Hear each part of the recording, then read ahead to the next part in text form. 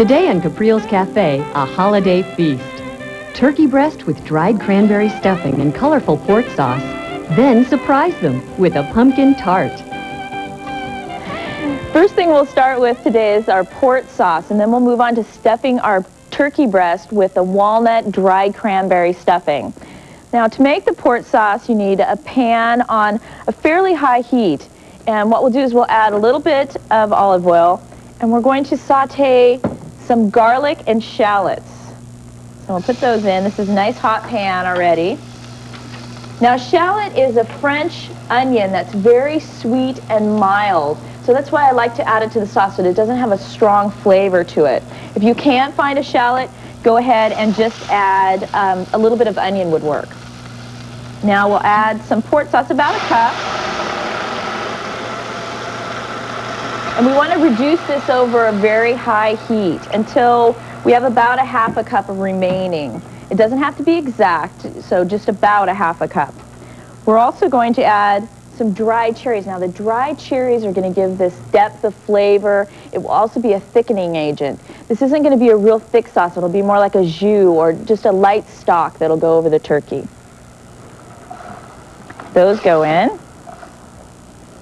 Now, don't worry, this should rapidly boil, so don't worry about that. That's fine.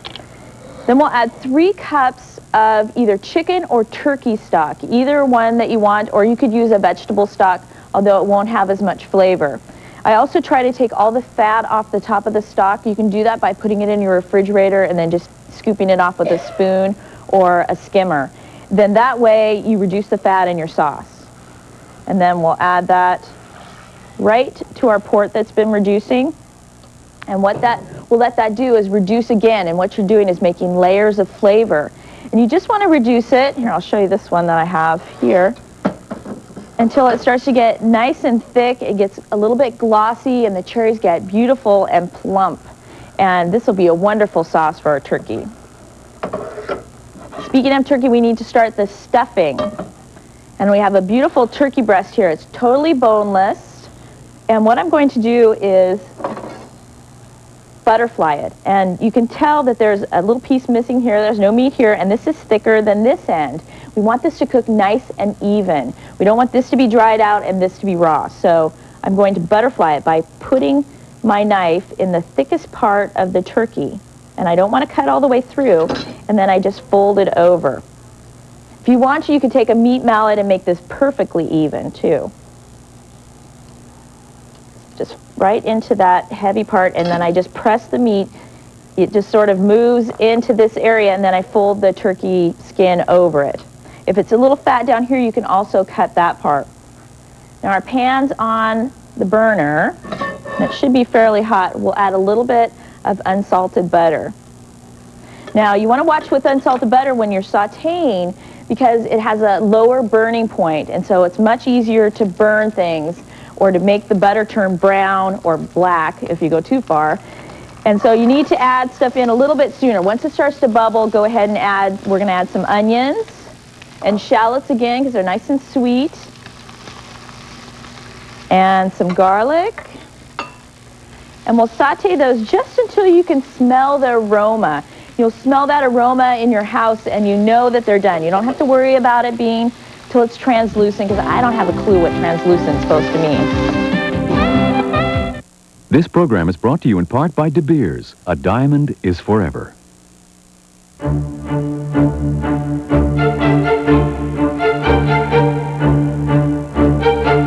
Unique, with an inner fire and an irresistible natural beauty. There's no mistaking a brilliance that lasts forever. This Christmas, surprise her with a diamond beyond all her expectations. They don't play kick the can like you used to. They don't dress the same way. So why are you taking pictures of them with the same old film? Try new Fuji Color Super G Plus film. Because your pictures should be nostalgic. Your film shouldn't. Now, Fujifilm has a new way of buying Batman Forever. Riddle me this, Riddle me that. Save $5 on Batman Forever on video with a mail-in rebate when you buy 3 rolls or a 3-pack of Fujifilm or a Quick Snap Plus camera. You're just a bit plain. Let's give you some color, some snap, something a little saucy. New easy recipe from Birdseye, the fresh look for vegetables. These vegetables are about to be perfectly steamed, like food has never been steamed before, in the Black & Decker Handy Steamer. Because deliciously steamed food requires perfect timing. Now on TLC. He was born poor. He died young. But he changed the world forever. Who was Jesus? A prophet? A rebel? Or something much bigger? Join us as we retrace his steps, revisit his message. Return to the Holy Land as we present the life and times of Jesus, tonight at 9 on TLC.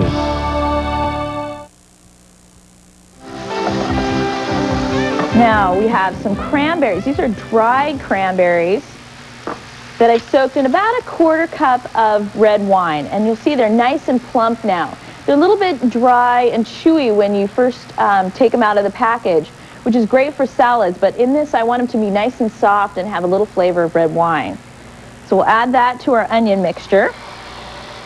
And you really don't have to worry about reducing this wine too long, because the cherries have absorbed, the cranberries have absorbed most of the wine already. So you just need to give it a little bit of a stir and let it reduce and kind of meld with the onion flavors a little bit. And we can turn that off. Now it's best to let this cool down, because you're going to be mixing the stuffing with raw eggs, and it's also going into turkey. And for safety's sake, I always make sure this is cold, my eggs are cold, and my turkey is cold. So it's very important to make sure all of those things are cold before you use them. And this just goes right into the stuffing. This is 2 cups of cube bread.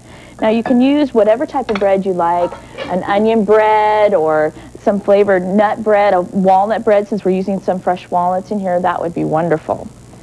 And we'll add our walnuts and some eggs. Now I add the eggs first because the eggs will help hold the stuffing together in the middle of the turkey, and then we'll add some chicken stock to help moisten it. It'll really depend on what type of bread you're using, how much of that chicken stock you'll use. Sometimes I use a really heavy peasant bread with a thick crust on it, and then you really need a lot of chicken stock. If you use something like Wonder Bread or something like that, you won't need very much chicken stock at all. So we'll give this a little bit of a stir, and I just use my fingers because then I really know if the bread is absorbing the liquid or not.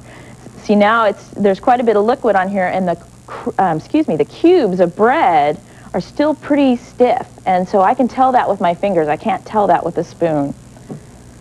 Now we'll add a little bit of chicken stock, and I let this sit for a little while because you may need to add more chicken stock later as it sits. And we'll season it up with a little bit of fresh thyme and some rosemary, which is nice. Now most people put sage in their dressing, but I like to do things a little bit differently. So we'll add a little rosemary and thyme. If you want to add some sage, you could do that also. And of course, we always need some cracked black pepper and salt, kosher salt to taste. And then I let this sit in the refrigerator. Let it, all the flavors absorb, and let it get ice cold. And I happen to have some that's nice and cold here. In our house, we love stuffing, so I always make a double batch of this and then cook the rest in a casserole covered with either the lid of the casserole or some foil, because everybody wants stuffing. So you take some good handfuls of the stuffing and press it right down the middle of the turkey that you've butterflied. Now, if your turkey is huge, you can cut the breasts in half and then butterfly from there and do 2 smaller turkeys, especially if you have a smaller oven. You can do this turkey any size. If you're having a big group, do 2 or 3. If it's just the 2 of you, get a smaller breast or a half a breast and do it that way. Now I have some butcher twine, and I'll run that to the middle of the turkey. Now there's all these fancy ways to tie a turkey up, but I just tie it in a knot. My hands are a little bit slippery. And you want to tie this as tight as you can in the middle, and then go out to the edges. Work this way and this way to tie it the rest of the way. And then let it get nice and cold so that you can handle it a little easier, and it's a much more solid roast by doing that. Now what I'll do is I've got a turkey that I put in the refrigerator, and we'll go get that out. It's nice and cold, so we'll be able to sear it. And this is a nice sized turkey. It's easy to handle, and it's going to fit in your oven too. So we have a pan on to heat, and again we want to get this nice and hot. And we'll use about 2 tablespoons of olive oil. I'm using quite a bit of olive oil in this because it's a pretty large piece of meat that I'm searing, and so I want to make sure that I have enough oil to cover the pan and really get this seared well, because that's going to bring a lot of flavor to the turkey. Now, you're putting a large kind of wet roast into here with oil, so you need to be careful.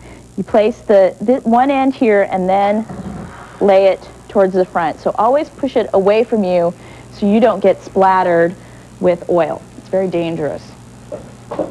And just like if I was searing a roast or doing a piece of any steak or anything, don't play with it. Just let it sit there and get nice and caramelized and nice and brown, and you'll have such incredible flavor on the outside of the turkey that it seals in all the moisture, and you have just this wonderful caramel flavor. Always put it seam side down also when you go to sear it, because then it'll seal up where the stuffing could leak out or could sort of mush out the sides. And I'll show you one that I have that's been seared and finished in the oven. We'll put this one in the oven in just a second. This is one that we cooked, and you can see it's got a little bit of stuffing inside and then the beautiful turkey breast. And what I'll do is I'll take some of my sauce, and I just put a little bit over the top of it, and then I serve the rest in a boat on the side so that people can help themselves to each individual portion. And then we'll garnish this with a little bit of cranberry, and I think it'll be a festive, wonderful turkey for people to enjoy.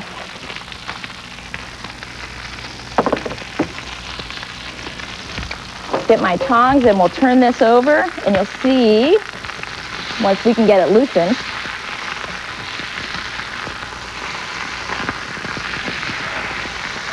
see how it's starting to caramelize here? Now I try to make sure that both sides are caramelized, and we can put this in a 400-degree oven, which again will help to caramelize the outside, and we'll do that for about 15 minutes, and then we'll turn the oven temperature down a little bit and let it cook a little bit slower so it doesn't get dried out. So we'll put this in the oven. Now you can see that when I put this in the oven, I have room here. I can put a pie in here, or I can put some potatoes in here. It's much better than trying to put a whole turkey in that oven and cook other things. Well, I really think that your family and friends are going to love this turkey. Just the idea of not having to get up at 4 o'clock in the morning makes me happy. So here's the recipe. For the port sauce, you'll need 1 tablespoon of olive oil, 2 cloves of garlic chopped, 3 shallots chopped, 1 cup of good quality pork. Now that's the best pork that you can afford to buy. 3 cups of chicken or turkey stock, 1/4 cup dried cherries. Now I didn't finish my sauce because I hadn't finished reducing. So to season it, you'll put 1 tablespoon of fresh chopped thyme, a teaspoon of cracked black pepper, and salt to taste. For the turkey breast, you'll need a 5-pound boneless turkey half breast, salt and freshly ground pepper to taste, a 1/2 cup of dried cranberries, 1/4 cup red wine, 2 tablespoons of unsalted butter, 1 medium onion diced, 3 shallots chopped, 3 cloves of garlic chopped, and 2 cups of diced bread. Now you could use whatever bread you like. If you want to use an onion bread or a nut bread, that would be great. 1 1/2 cups chicken stock, or just enough to moisten the bread.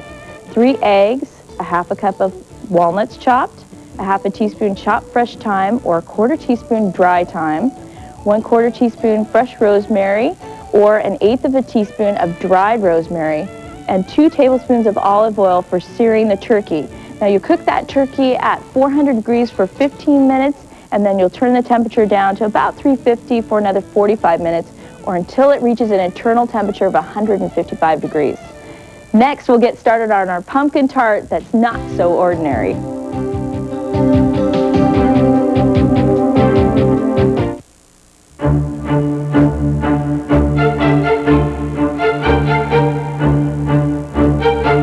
Unique, with an inner fire and an irresistible natural beauty. There's no mistaking a brilliance that lasts forever. This Christmas, surprise her with a diamond beyond all her expectations.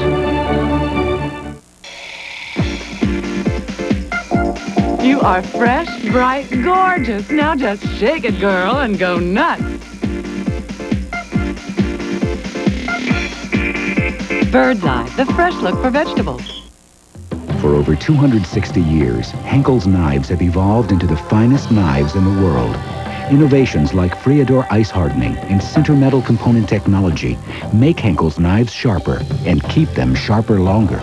That's why Henkel's is the most trusted name in cutlery today and tomorrow. J.A. Henkel's, the world's finest cutlery since 1731. Right now, get this $38 3-inch 4-star paring knife and this Burt Wolf bonus video for only $25.99. It's not about saying cheese anymore. It's what doesn't go according to plan that makes the best pictures. Try Fuji-Color Quick Snap Plus one-time use cameras, because life won't stand still while you go home and get your camera.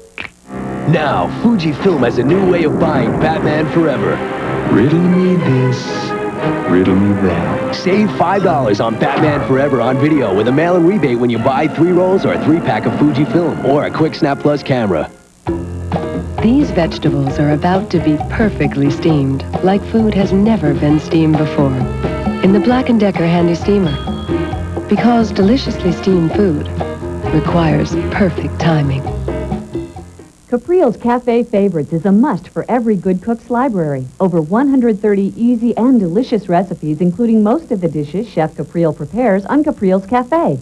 At only $21.95 plus shipping and handling, the beautiful hardbound edition with selected full-color photographs makes Cafe Favorites an ideal gift.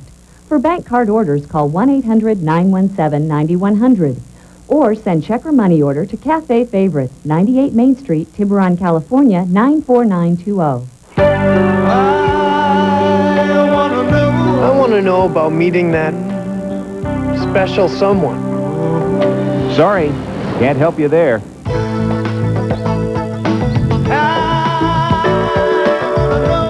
I want to know more about a diet I can live with. No way, not in this commercial. I want to know more about Rogaine. Rogaine with minoxidil? Yeah. Anybody else? Yeah. Okay, just call this number now for a free information kit on Rogaine topical solution. It could help answer your questions because it's filled with all kinds of facts about Rogaine. And because you need a prescription to get Rogaine, we'll send you a list of local doctors and special money-saving offers to help you decide if Rogaine is right for you.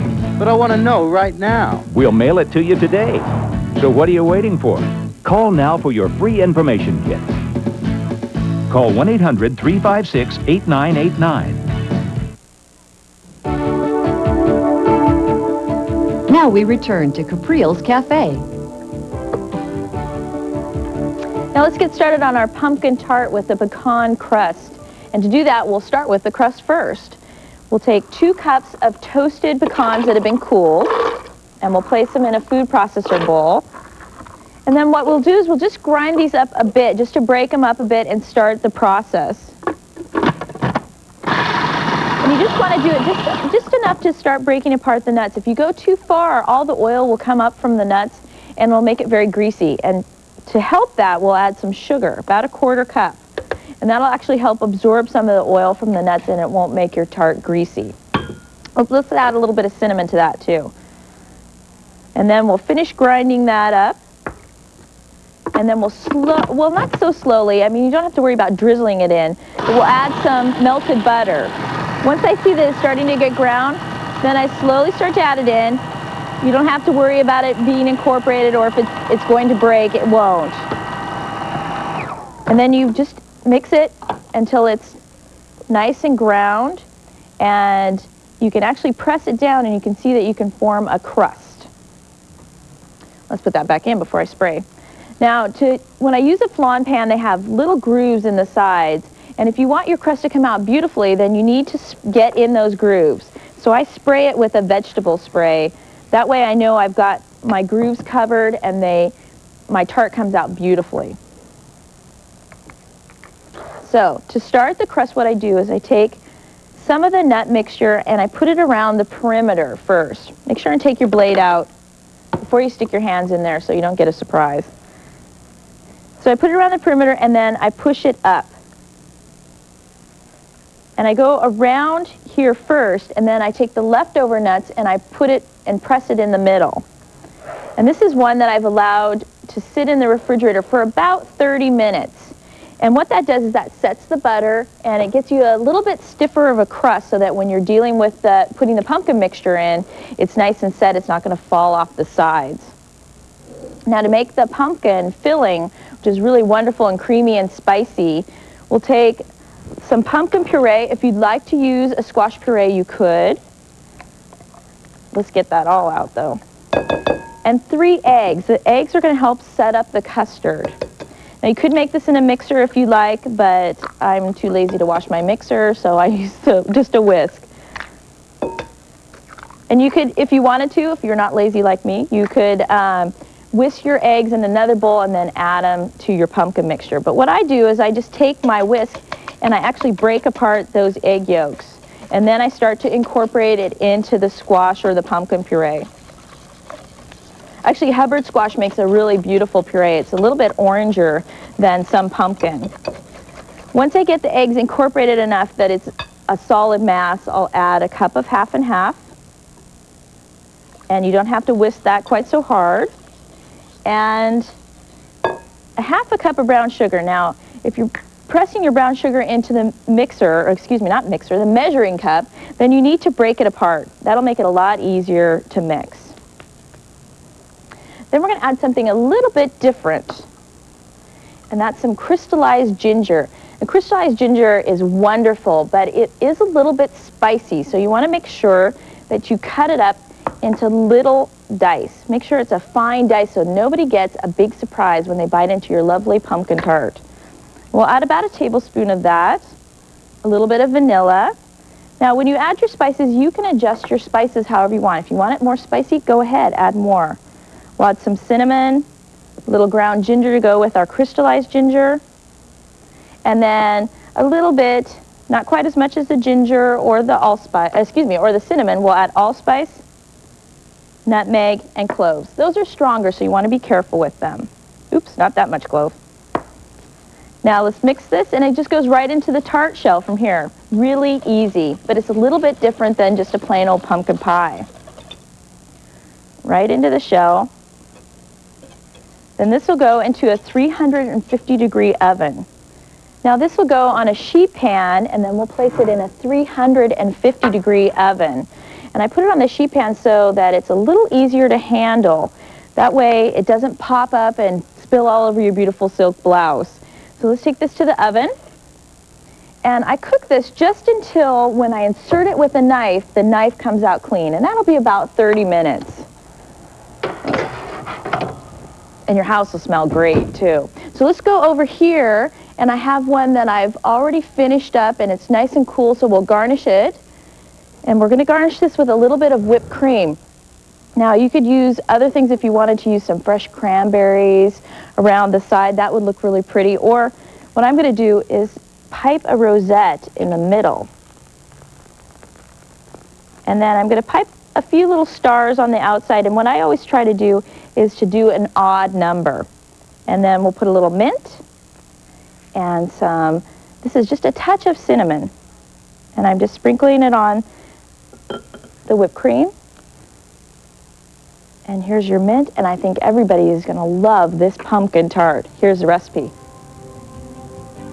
For the crust, you'll need 2 cups of toasted pecans, a 1/4 cup of sugar, 3 tablespoons melted butter, 1/2 teaspoon ground cinnamon. Then for the pumpkin filling, you could use pumpkin puree, 1.5 cups, or you could substitute a Hubbard squash, or maybe delicata would be wonderful too. 3 eggs, 1/2 cup of brown sugar, 1 cup of half and half, a teaspoon of cinnamon, a teaspoon of dried ginger, 1 tablespoon of finely chopped crystallized ginger. Now make sure that you chop that finely so you don't get a little surprise in your tart. 1/2 teaspoon each allspice, nutmeg, and cloves, and 1 teaspoon of vanilla. Now usually I bake that for about 30 minutes or until I insert it with a knife it comes clean. Can you imagine an actual holiday when you can spend time with family and friends? A holiday you can actually enjoy, and also a holiday where at midnight, after all the dishes are clean and everybody's gone, you don't have to deal with the turkey carcass and what are you going to do with it? Well, I think with this turkey breast that's stuffed with a walnut cranberry stuffing, I think this will make your life much easier and much more enjoyable. Then to top it off, we have a not-so-ordinary pumpkin tart that has a crispy pecan crust and a creamy pumpkin filling. And then I paired with my turkey with all the wonderful flavors of the cranberries and cherry, a fruity Pinot Noir from Oregon. It'll be a lovely complement to your turkey. And I think that this will be a dinner you can enjoy any time of the year. Well, I hope to see you again. Bye-bye.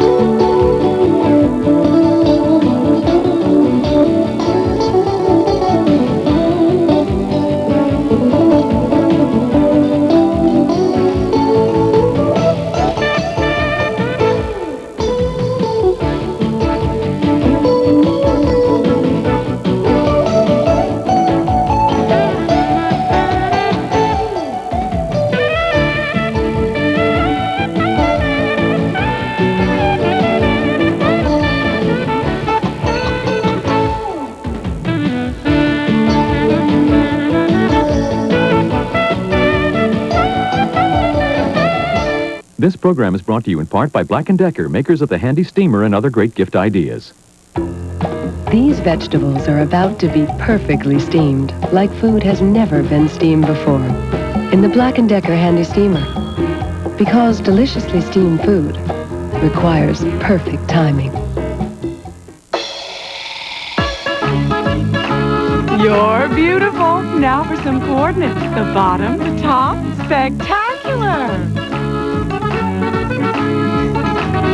Bird's Eye, the fresh look for vegetables. Hey! Now on TLC, he was born poor. He died young. But he changed the world forever. Who was Jesus? A prophet? A rebel? Or something much bigger? Join us as we retrace his steps, revisit his message. Return to the Holy Land as we present the life and times of Jesus, tonight at 9 on TLC. Rogers Rangers and the Battle for Canada. Archaeology followed by history's turning points. Monday night, beginning at 8 on TLC. First there was sound, and it was good, but something was missing. That's better, but it still seems a little drab. Very nice. Television's come a long way, and it still has far to go. But even the earliest versions were pretty amazing. Now, thanks to another TV innovation, yes, that's right, you'll see how it works. For example, did you know that all of this is made from 3 colors? Understanding Television, Wednesday at 9 on TLC. To find out what's on the Learning Channel and the Discovery Channel, all you need is one guide. Discovery Channel Monthly. It's packed with programming highlights and comprehensive descriptions of programs on both the Learning Channel and the Discovery Channel. Plus easy-to-use grids that help you plan your viewing at a glance. Call 1-800-349-2200 now for a full-year subscription to Discovery Channel Monthly at the special charter rate of $9.97. 2 great channels, 1 great guide. Call now.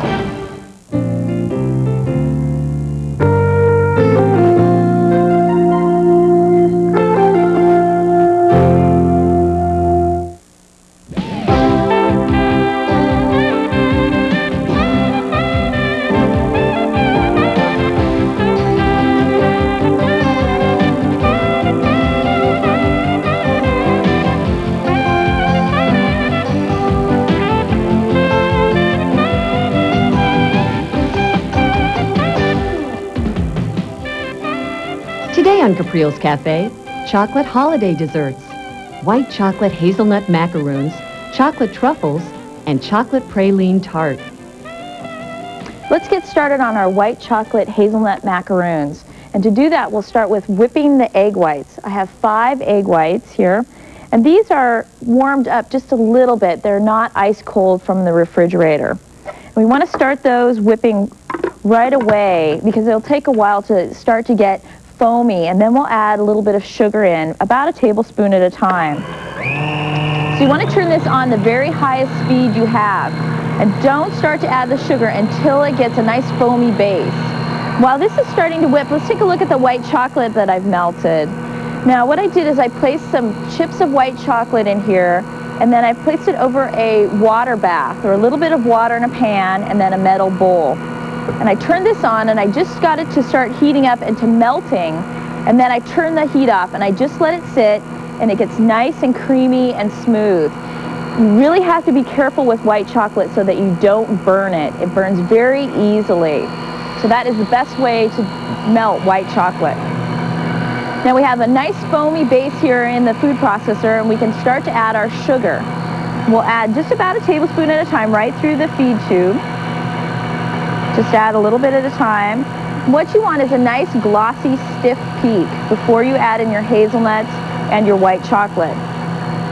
You need the air in the egg whites to give the cookies a little bit of body. And once you start whipping in nuts and white chocolate and things that are heavy, you're going to take some of that air out. So you need to make sure this is nice and stiff and has a glossy peak. Let's take a look at this. Let's get my spatula here. What I do is I pull some out. Let's see if I can get some out.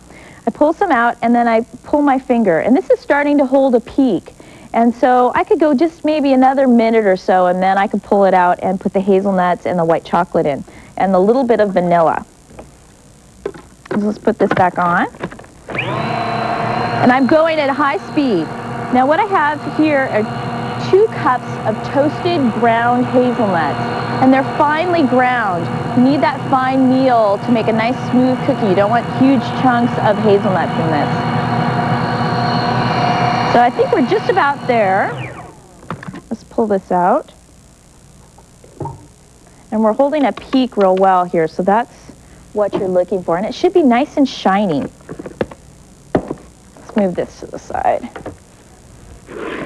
I put this in another bowl because it's hard to gently fold in this bowl. There's something in the middle here that is for the whisk attachment.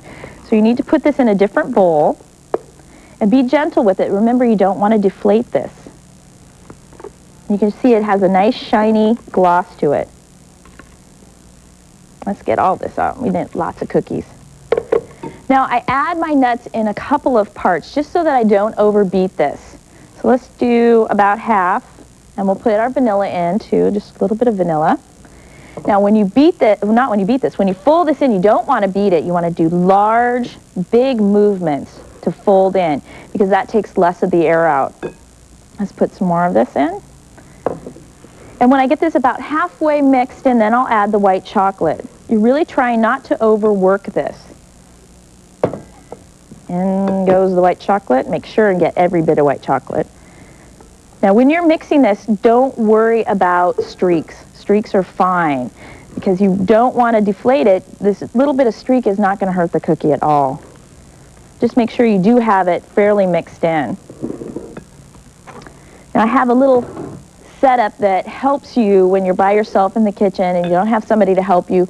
Put this in a pastry bag. What you do is you just put it, this is a measuring cup, and I just have it sitting in here, and I'll just add my batter. That way I don't need 3 hands or somebody to help. There's not always somebody to help you around the kitchen. Then I have another little setup that actually my husband John came up with, and that's a fork at the end of the pastry bag. Sometimes with a loose dough like this, it falls out. So with the fork on the end, then it doesn't fall out. It's not all over your kitchen floor. Now we'll pipe this into little rosettes. And you can make these cookies large or small. If you wanted to make little tiny ones to go with ice cream, that would be great. I like them large so they look nice in a box if you were giving them as a gift. Plus, they're just good on their own. We'll finish this last one up. This goes into the oven. And what I do is I bake it at about 350 degrees until they're nice and golden brown. Try not to over-bake them because they will dry out. And they'll be nice and moist and chewy in there. So I think that the kids would love to help with this, and you'll really enjoy this recipe. Here it is. For the cookies, you'll need 5 egg whites. Now make sure those aren't ice cold out of the refrigerator.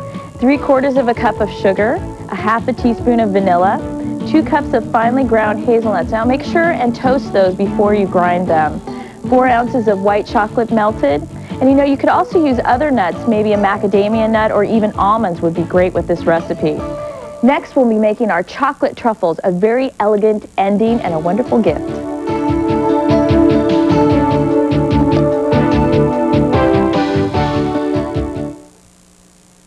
This program is brought to you in part by Braun Multimix, the versatile mixer blender chopper in one. It's a mixer. It's a blender. It's a chopper.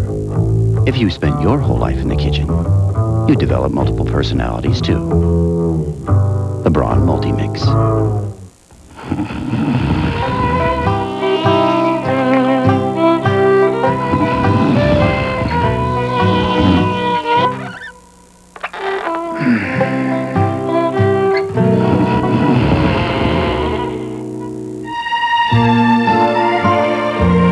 It takes 10 times longer to make than some California champagnes. Maybe that's why some folks like it 10 times better. Cordon Negro Brut by Freixenet. There's a party in every bottle. Imagine being a little kid with a fever. You're miserable, cranky, and now your mommy wants to take your temperature where? But now there's the Thermoscan instant thermometer. It takes the temperature here, like many doctors and hospitals now do. So you can take a temperature safely, easily, accurately, in just 1 second. And if Thermoscan is easy on this baby, imagine how well it works on the bigger variety. Thermoscan.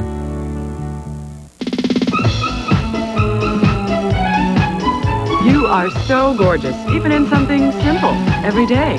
You are spectacular. Bird's Eye, the fresh look for vegetables. These vegetables are about to be perfectly steamed, like food has never been steamed before, in the Black & Decker Handy Steamer. Because deliciously steamed food requires perfect timing. Now on TLC, he was born poor. He died young, but he changed the world forever. Who was Jesus? A prophet? A rebel? Or something much bigger?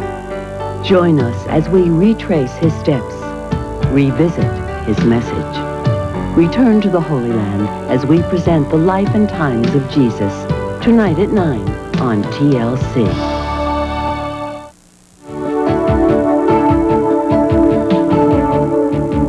To begin the truffle recipe, we'll start by breaking up some chocolate. And I have a quick little tip for you.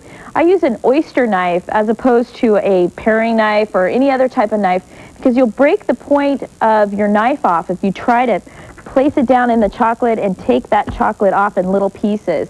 So make sure you use something a little bit blunter, like an oyster knife or a clam knife will work also. I have some that I've already cut into pieces, and I'm going to place it in the food processor. Now, when you place this in here, the first time you turn it on, it's going to make a heck of a noise. So don't worry, you're not breaking up the machine. It's not going to explode or anything like that.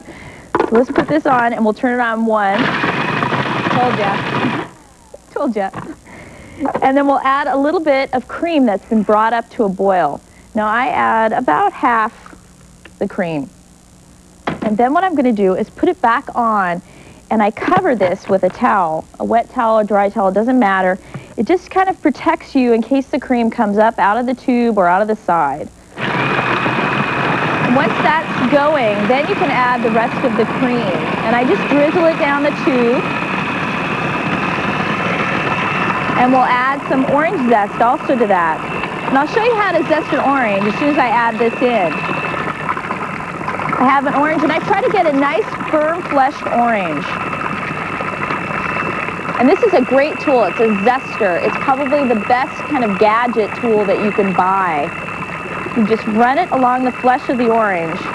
And what you get are these nice strands of zest without any of the pith.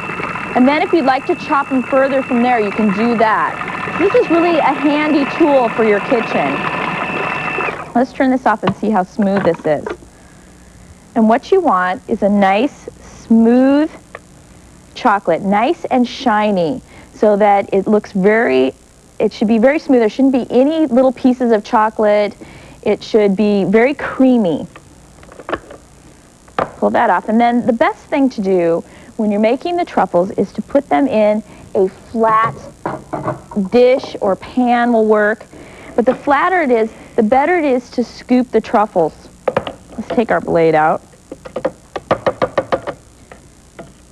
You don't want to miss very much of that chocolate. You want lots of truffles. And then into the dish.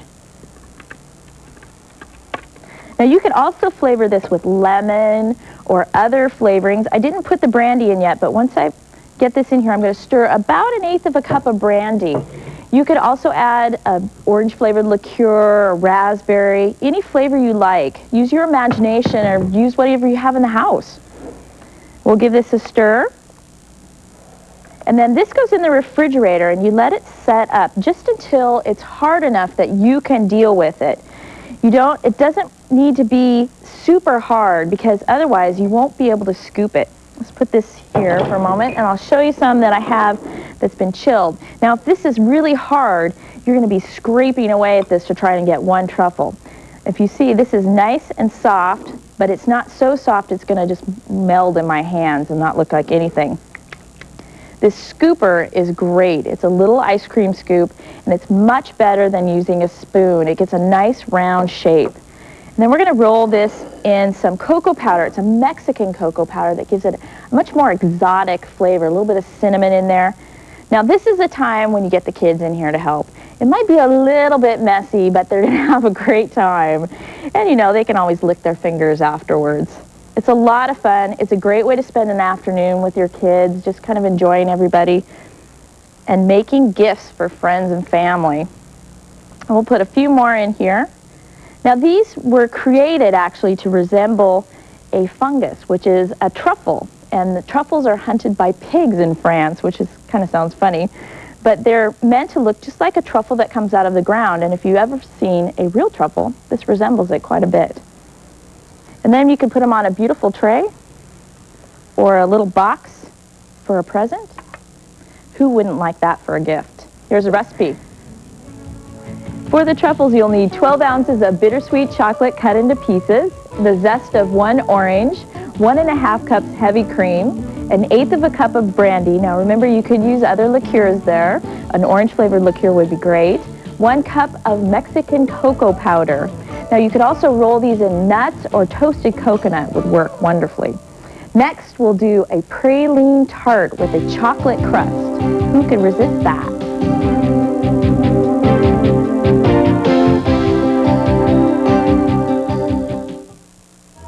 Imagine being a little kid with a fever. You're miserable, cranky, and now your mommy wants to take your temperature where? But now there's the ThermoScan instant thermometer. It takes the temperature here, like many doctors and hospitals now do. So you can take a temperature safely, easily, accurately, in just 1 second. And if ThermoScan is easy on this baby, imagine how well it works on the bigger variety. ThermoScan. My dear, I can turn you from dowdy to delightful. In no time, it's a whole new you. New easy recipe from Bird's Eye, the fresh look for vegetables. These vegetables are about to be perfectly steamed, like food has never been steamed before, in the Black & Decker Handy Steamer. Because deliciously steamed food requires perfect timing. Caprile's Cafe Favorites is a must for every good cook's library. Over 130 easy and delicious recipes, including most of the dishes Chef Caprile prepares on Caprile's Cafe. At only $21.95 plus shipping and handling, the beautiful hardbound edition with selected full-color photographs makes Cafe Favorites an ideal gift.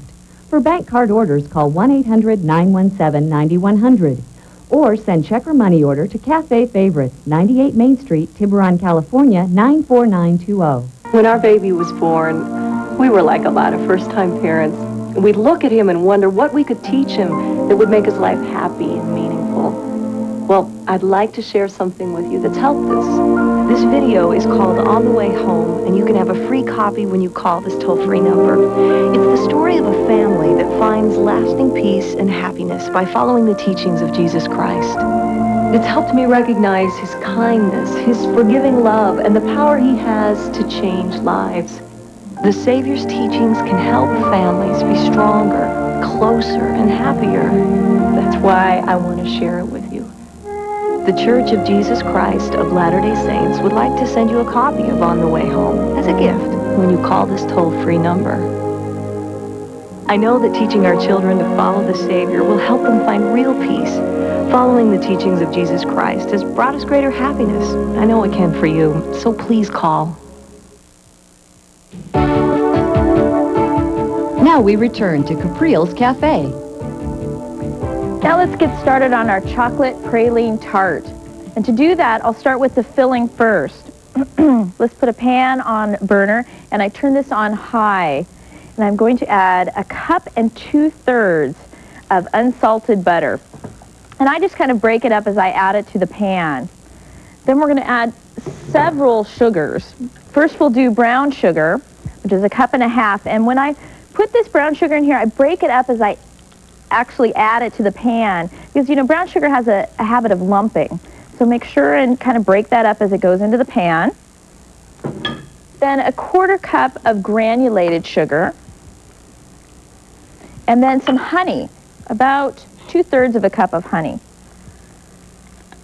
And we'll let this go on high heat until it forms a really nice syrup. It'll get thick, and it'll also get very clear. And that's how you know it's starting to get done, is it'll get thicker and clearer. And it'll also start to reduce a little bit. So you'll lose a little bit of the liquid. Now, while that's cooking, we'll work on the crust. We're sort of working backwards this way. And to make the crust, this is a great crust that can go, you can use it for fresh berries, you can put a little mascarpone on the bottom of the crust and then put all these berries or peaches, just about anything can go in this crust. And it's easy. First we'll put 1.5 cups of flour. I put all the dry ingredients in first. 3/4 cup of powdered sugar, 1/2 cup of cocoa powder, and a pinch of salt. Now you could either add your vanilla in now or later. It really doesn't make a difference. You kind of can't mess this tart up. If these are such simple directions that you could even add the butter in now and it'd be okay. So a little bit of vanilla. But I've worked with food processors long enough to know that if you just throw the butter in here, it's going to get stuck under the blades. You're going to have a heck of a time trying to get a nice smooth dough. So what I do is I turn my food processor on and start dropping little chunks of butter into it.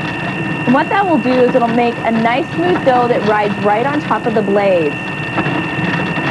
Don't worry about the dust, it's okay. You just keep dropping the little pieces in. It doesn't have to be an exact measurement, just drop them in. And once we get this in, we'll let this go for just a moment just so that it makes the dough, and we'll take a look at what's going on over here with our filling. Now you can see it started to bubble and reduce a little bit, and we'll just give it a stir just to make sure all the sugars are getting incorporated.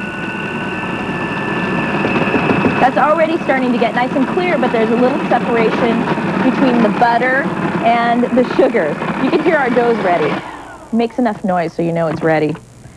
And what you have is the dough riding on top of the blades, and you don't have to worry about butter being stuck underneath. It really makes it much easier. Let's get this out of the way. Pull your blade out before you stick your hands in there so that you don't get cut. Make sure and take all the crust off because you can freeze this crust and use it later. It also makes good cookies. Now, since I'm using a flan pan with a removable bottom, because it gives you this nice curves to the crust, I'm going to spray it with some vegetable spray to get all in there, all the cracks and crevices. and it'll make it so much easier to pull your tart up. Also, sometimes the sugar will boil over the side, and that helps keep that from sticking badly. You don't want your crust to stay in the pan and your tart to come out. Now, to make the crust, what I do is I just make a little roll, and I press this along the sides. Now, don't worry if it's perfectly even. So what I'm going to do is I just roll this so it just looks like this. And it doesn't have to be perfectly even, or if it's too thick in one part and too thin in the other. What you'll do is once you get all the dough in there, then you'll go around and even it up, push it up the sides, and then just swipe over the top, and it cuts the dough so it's a nice even crust. Then to make the middle, what I do is I just press it out, sort of like playing with clay. Press it out, and then I just press it in the bottom, because you've already got a nice start to it. It's important, I'll show you one that I have that's already been pressed out. It's really important to make sure that you get a nice 90-degree angle in here. You want as much of that filling as you possibly can put in this crust. So we're going to put this in a 350-degree oven, and we're just going to blanch it off a little bit, get it till it sets up. So we'll put it in this oven, and it takes, oh, you know, about 10 minutes or so should be fine. And I have a crust that's finished already, and I've allowed it to cool. And let's take a look over here at our filling again. Now you can see this is getting thicker, much thicker. And it also isn't separated. You can see it's all one kind of, it looks like a caramel sauce. It doesn't look like butter and sugar. And what we'll do is we'll add our pecans now. You can turn the heat down just a little bit once it starts to get really thick.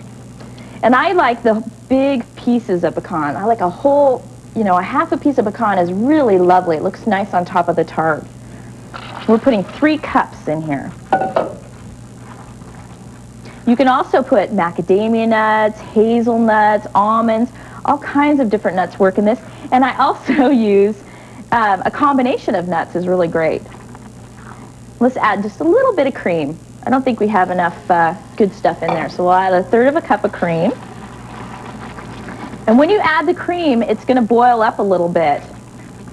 Just make sure that you kind of pull your hand back. Now, usually I let this cool a little bit before I put it into the tart shell. What you want to do is this, you know, I've got hard caramel here, and caramel is going to give you the worst burn possible. So take your tart shell and put it on a sheet pan. It'll make it easier to carry to the oven, and you won't have to worry about being burnt. And then you pour all your filling in there.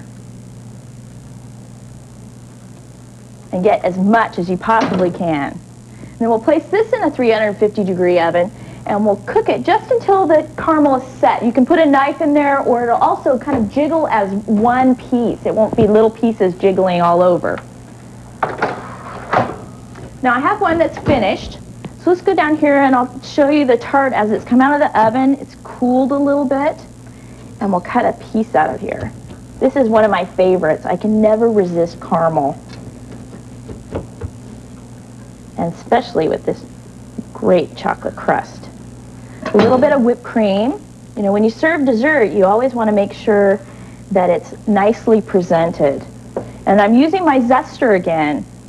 So we'll zest a little bit on top. And you want to do it kind of on top of the whipped cream so that it shows up.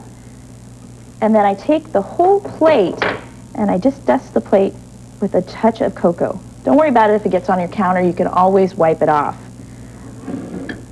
Now, I think that any guest would be really impressed by this dessert and go home very happy. Here's the recipe. For the chocolate crust, you'll need 1.5 cups of all-purpose flour, 1/2 cup of cocoa powder, 3/4 cup of confectioner's sugar, 1 teaspoon of vanilla extract, 1 teaspoon of salt, 1 cup of unsalted butter. Now remember, you could either use your fingers to cut that up, or you could cut it into cubes. And you can also use that crust for other tarts, fresh berries, and any type of fruit. For the filling, 1 cup and 2/3 of unsalted butter, 1.5 cups of either light or dark brown sugar, 1/4 cup of granulated sugar, 2/3 cup of honey, 3 cups of pecan halves, and 1/3 cup of heavy cream. Now you could also substitute macadamia nuts, hazelnuts, or almonds. They'll work just as well. Just think how great you could make somebody feel by giving them a gift from your heart, something that was made in your own kitchen. Perhaps these white chocolate macaroons with hazelnuts, kind of crispy yet gooey, or elegant truffles that have Mexican chocolate that's just sort of exotic and kind of spicy. You know, and you could have so much fun with your kids in the kitchen all day creating all kinds of wonderful gifts. Then a beautiful ending to an elegant dinner would be this decadent pecan tart with a chocolate crust. And perhaps even the cookies or the truffles too. I think you'll have a great time creating these gifts for your family and friends. I hope you'll join me soon. Happy cooking.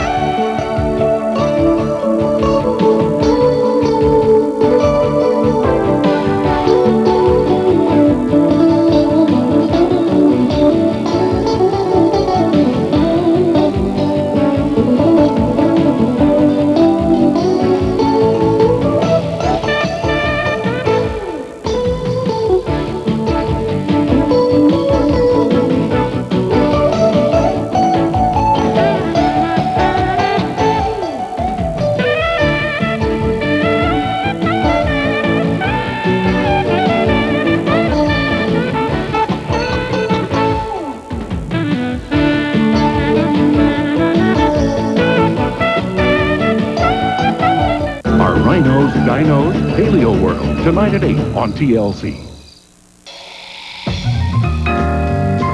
You're just a bit plain. Let's give you some color, some snap, something a little saucy.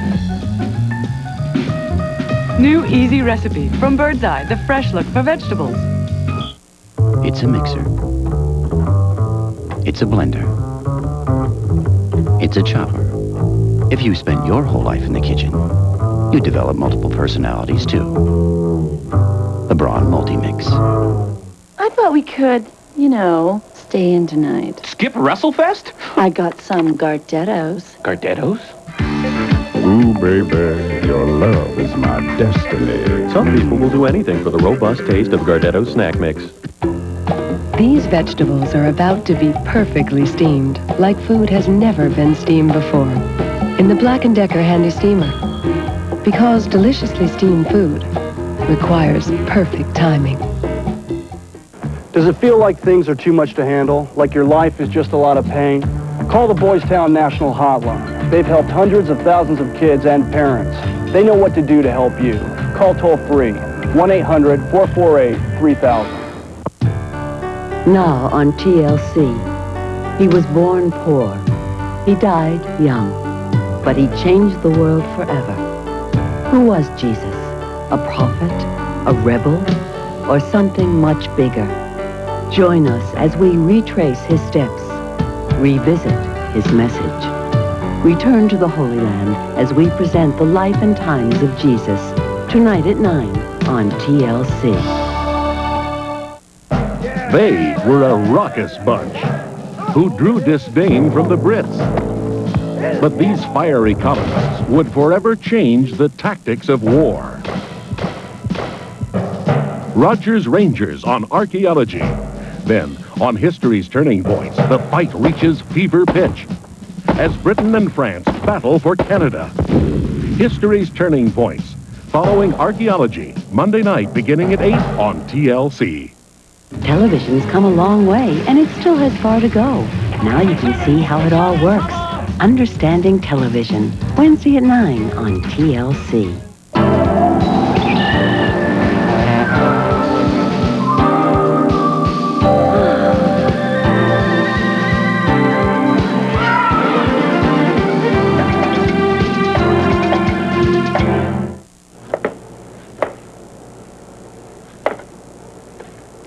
Holidays are a lot of fun, and what a great time to entertain family and friends.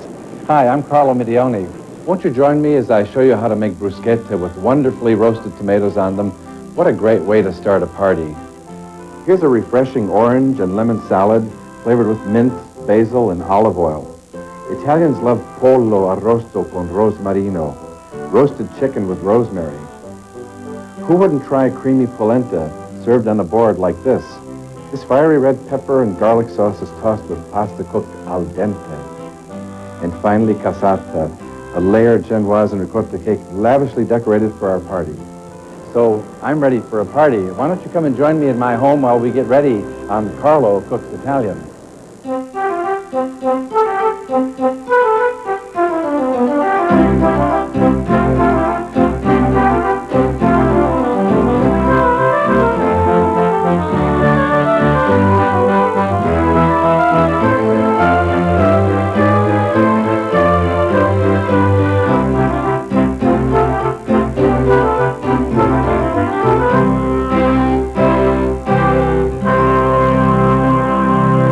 As a chef and restaurateur, I'm asked often, what's your favorite antipasto? I always say bruschetta. Bruschetta, what is it? It's toast. But oh, what a toast it is. This could very well be the most famous and most delicious and most appreciated of all the Italian antipasti. Now, we have to have some tomatoes to go with our bruschetta, and I'm going to start right off by pointing out to you that tomatoes about this big are really perfect for this kind of a dish. However, if you have small, round ones, that's okay. Or even if you had great big ones, you might manage to cut them and still get the dish done. But these are the preferred kind over here. Now, nothing could be simpler. If you have a wood fire, if you have a grill, a barbecue, even if you have a broiler, you just have to get some color and heat on these tomatoes because they want to be nicely colored up, browned, caramelized, and they want to look delicious and taste delicious. And they get nothing else on them until later. Now, to go with this tomato, I'm going to have bruschetta, which we just mentioned, and bruschetta is the original garlic bread.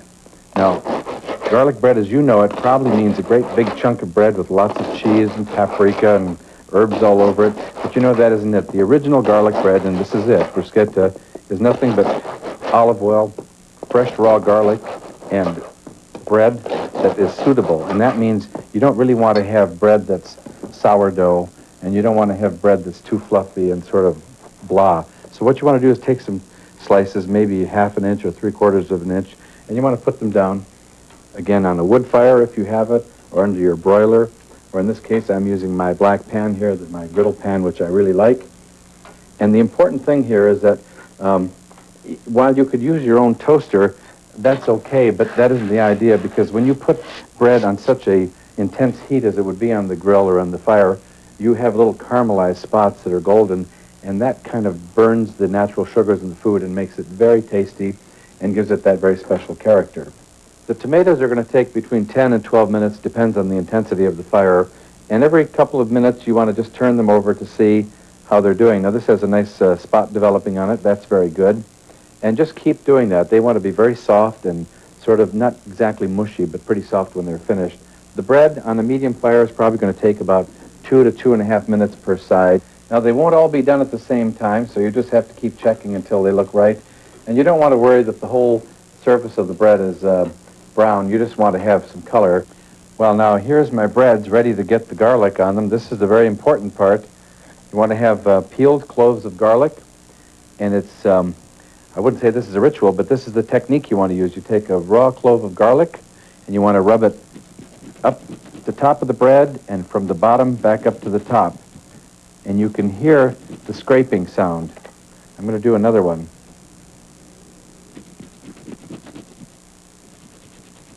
I want to put extra virgin olive oil on them, and that's very important because it's a tremendous flavor enhancer. It carries along all kinds of herbs and spices. It makes them very tasty. And of course, on bread, it's, I think, probably the best thing you can put on it. They're ready as bruschetta. The minute we put some tomato on them, they're going to become crostini. Crostini al pomodoro. Now, these look like they're beautifully done. These are nice. I just start cutting them up. And what I didn't tell you earlier, but I think it's nice for you to know, is the calyx end, the part where the stem goes into the tomato, is left on. You just eat the whole thing. This is a no-waste dish. By the way, if you make too many of these and you just feel like you can't eat any more of these crostini, which I think sounds impossible to me, you could always add these to a soup, or you can have them cold with a little bit of fresh basil chopped over the top of them, or some oregano, a little bit of cracked pepper. That's always nice. But now I'm going to put some red pepper flakes on, and I'm going to put on about, well, as much as I like. These should make you dance a little bit because it's party time, you know. And we also want to put on a little bit of olive oil because that's a flavor enhancer, and it also makes it very luscious. Now there we have it. I have my bruschetta made here. I have my roasted tomatoes here, and here's the assembly of our crostini al pomodoro. Now I've made some already, and I'm just going to add a couple more to complete my dish of crostini al pomodoro on the base of bruschetta and roasted tomatoes. Our next dish is going to be orange and lemon salad. The basis of it is oranges. Here's a navel orange. You're all familiar with a navel orange. This is a blood orange. Now, blood oranges have a little bit of a blush on the skin, as you can see, and they're smaller sometimes than navels, but the size isn't really important. What's really important is that you get the juiciest and the healthiest looking oranges that you can, and you want to get all of the white sort of skin, underneath skin here. If you make your own candied orange peel, you can save the outsides of these, and you'll have lots of nice candied orange peel to make other dishes with. Now, the peeling of the orange is not so difficult. It's just that it can be a little time-consuming, but I think if you make this salad regularly, like maybe once or twice a week for a month, you'll be an expert at this. Now, blood oranges have a little different flavor than a regular navel orange that we're cutting up over here. It's a little smokier, it's a little denser and darker, and it has a great, look at that, isn't that a beauty? I love that color. I would say that it tastes almost like it's got a flavor that, I don't know if it could be made into wine, but if I was thinking of a wine, I would think of a complex, deep red wine when I eat a blood orange. And sometimes the colors of the blood orange are mixed so that you get like a very light colored orange like this mixed in with the red, and that's very pretty. But what's really important is that they're ripe and that they're good. Now, I've gotten most of the white skin off, and that's really good enough, and this is what we need to start the salad. So I'm going to slice these into pieces that are about a quarter of an inch thick. You can make them a little thicker if you want to, but you don't want to make them much thinner. And I'm going to finish cutting all of these up before I assemble my salad. I'm going to try to make something that's pleasing and tasty, and also arrange that when you take a portion of this, you're going to be able to get some of the flavors that you're going to want on your plate. Now, the thing that really brings this dish together, and it's very important that it's brought together in the right way, is extra virgin olive oil. You really cannot do this dish without it. It's the healthiest oil, as we know. It's the tastiest. Red onion brings out everything in the dish, just like the olive oil does. These are mint leaves. You can get mint most of the year round. Now, I also have some basil here. This is the crowning glory. This is really what brings all these flavors together. And I wouldn't say that you should have a heavy hand, but don't be stingy. You want to put enough olive oil on here that it's going to drizzle all over these ingredients. Fresh ground pepper. This dish is ready to wait for a couple of hours would be enough just for it to calm down and get all the flavors together, and it looks beautiful and it's utterly delicious. Insalata di arance e limone. When we come back, we'll see what happens when a few simple herbs meet a chicken, and the ultimate Easter dessert that's become so popular, it's now served on festive occasions all year round. This program is brought to you in part by Black & Decker, makers of the handy steamer and other great gift ideas. These vegetables are about to be perfectly steamed, like food has never been steamed before, in the Black & Decker Handy Steamer. Because deliciously steamed food requires perfect timing. You are fresh, bright, gorgeous. Now just shake it, girl, and go nuts.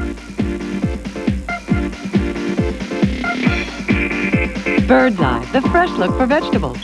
They don't play kick the can like you used to. They don't dress the same way. So why are you taking pictures of them with the same old film? Try new Fuji Color Super G Plus film. Because your pictures should be nostalgic. Your film shouldn't. Now, Fujifilm has a new way of buying Batman Forever. Riddle me this, riddle me that. Save $5 on Batman Forever on video with a mail-in rebate when you buy 3 rolls or a 3-pack of Fujifilm or a Quick Snap Plus camera.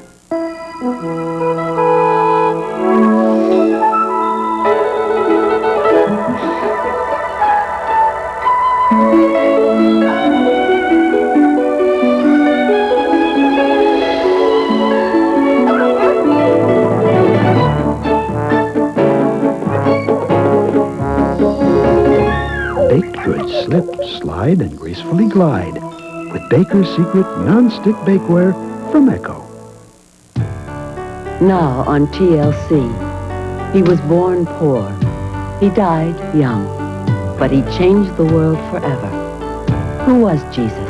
A prophet? A rebel? Or something much bigger? Join us as we retrace his steps, revisit his message. Return to the Holy Land as we present the life and times of Jesus, tonight at 9 on TLC. I remember it like it was yesterday. I was hosting my first big business dinner, and I paid with my Visa card. Turns out I was over my limit. I was so embarrassed, I didn't know what to do. So I got the American Express card, and it never happened again. Call 1-800-THE-CARD. We can take your application right over the phone. Applying for the card was one of the easiest things I've ever done, and smartest. And anyone who's ever gone anywhere knows it. I have a place to cash checks, get my mail, and get help when I need it.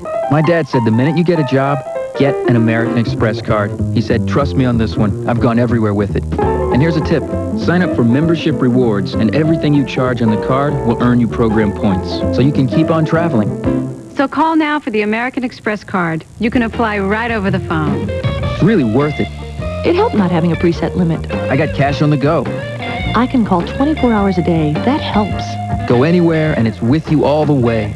Don't delay. Just dial 1-800-THE-CARD.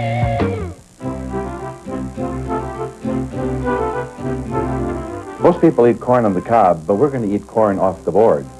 But before we do that, I'm going to show you how to make a classic roast chicken with rosemary.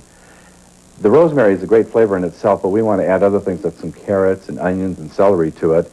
And that's easy to do because the carrots have to be cut up, and you don't have to be an expert to do this. You just cut them in relatively small pieces, not too big, not too small. And then I'm going to have